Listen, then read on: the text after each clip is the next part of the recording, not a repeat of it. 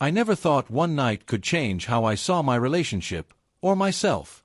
It all started when my girlfriend, Lila, insisted we go to her company's year-end party together. She'd been talking about it for weeks. Everyone's bringing their partners, she'd said, excitedly showing me her new dress. I thought it was just another social event, but part of me also wanted to see what her world looked like. We'd been together for 3 years, but lately, something had shifted. She was colder, distracted. Always busy, always texting someone from work. When I asked, she brushed it off with a tired smile. Just deadlines, Alex. Don't overthink. That night, she looked breathtaking, a silver dress, a bright smile, but her eyes, they didn't shine the way they used to when she looked at me. When we arrived at the hotel ballroom, the place was glowing, music, laughter, clinking glasses. Lila instantly melted into the crowd, greeting co-workers. I hung back, grabbing a drink, trying not to look like the awkward boyfriend in the corner. Then I saw her with him. Tall, confident, his hand resting a little too easily on her waist. I recognized him from her photos, Ryan, her team leader.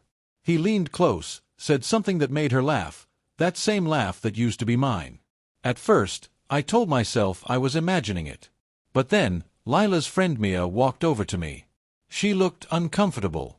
"Hey, Alex," she said softly. "You okay?" I nodded, forcing a smile. "Yeah. Just watching the show." She hesitated. "You shouldn't have to watch that." I turned to her. "What do you mean?" She sighed. "Ryan's been flirting with her for months. Everyone knows." "I thought she told you." Her words hit harder than I expected. My throat went dry. "So, I'm the only one who didn't know." Mia looked down. "I'm sorry. You deserve better." At that moment, I looked back, just in time to see Ryan whisper something in Lila's ear. She smiled and didn't pull away. That was all I needed to see.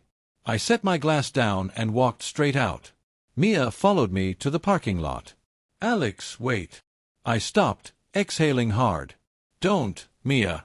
I just need to clear my head." But she didn't leave. "You don't have to go home alone," she said quietly. "You've been there for her for years, and she treats you like a backup plan. You don't deserve that." Her voice cracked a little, and that's when I realized she wasn't just being kind. There was something else in her eyes. Pity, maybe, or understanding. So, I didn't drive home. We went to a nearby cafe instead. It was almost empty, quiet except for the rain outside. We talked for hours, not about revenge, not about Lila, but about everything else. About how love can blind you, about loyalty that's taken for granted. Mia told me she once liked me before Lila and I got together but stepped back because Lila said she was in love. That confession hit me like a wave. This woman had hidden her feelings for years out of loyalty to a friend who was now betraying me. When we finally stood to leave, I thanked her. "You didn't have to tell me any of that," I said. She smiled sadly. "Someone had to remind you of your worth." The next morning, I woke up to a string of messages from Lila. "Lila, Alex, where are you? Lila, please don't do anything stupid. Lila, we need to talk." I didn't reply.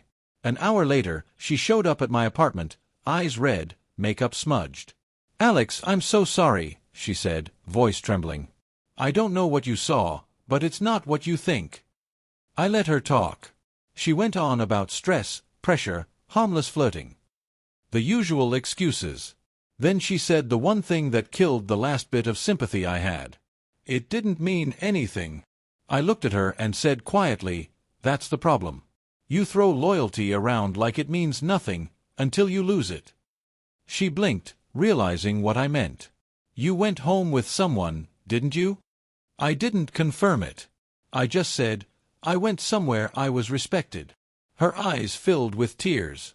"You can't just." "I can," I interrupted. "Because you already did." She started to cry, reaching for me, but I stepped back. For the first time in months, I felt calm.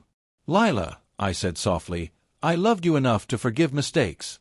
But you didn't make a mistake. You made a choice." She left in tears, and that was the last time we spoke. Weeks passed, and life began to settle again. Mia and I didn't rush anything. We stayed friends for a while, helping each other heal. I learned that sometimes the right people come quietly, not with fireworks, but with peace. Months later, I ran into one of Lila's old co-workers. He told me Ryan had been fired after HR found messages he'd been sending to multiple women in the office, including Lila. She'd tried to defend him, but eventually, the truth came out. When I heard that, I didn't feel satisfaction. I just felt closure. Because sometimes, the best revenge isn't payback. It's peace. And walking away with your dignity intact, that's what truly breaks the people who took you for granted.